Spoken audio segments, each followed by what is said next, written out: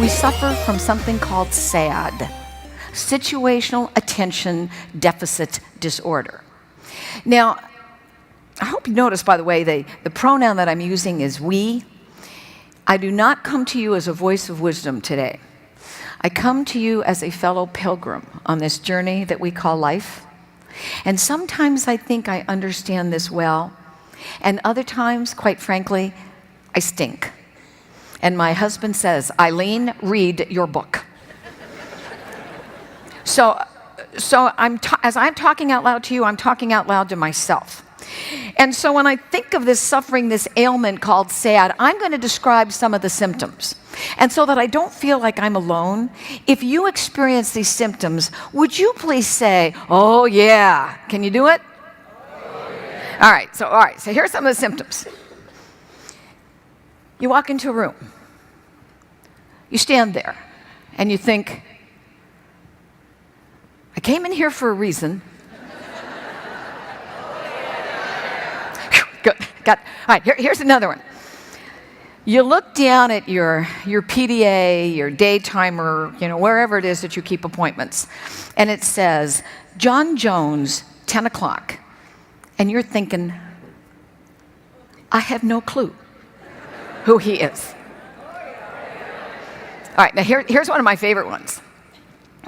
In your wonderful, proficient, productive best, you make a phone call.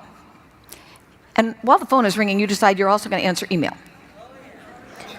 You're ahead of me. You're right. So that by the time the person on the phone says hello, you forgot who you called. Right? Your brain went out your nose. That's a pretty sight, isn't it? But you know what? This is multitasking at its absolute worst, and we do it all the time.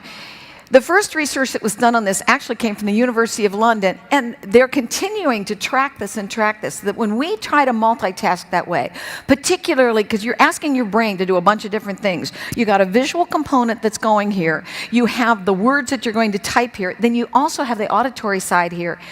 You lose as much temporarily as 10 points of IQ trying to do that. That is as much as if you had sat there and smoked a joint.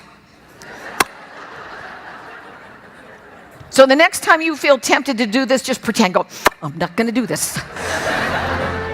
Now, Eileen, I read up a little bit about you. You're a public speaker, you're a business consultant. I'm curious, at what point, when were you walking in the woods when kind of the light bulb clicked and you said, hey, wait a second, it's all the same thing. Hiking, working, life, it's all the same thing.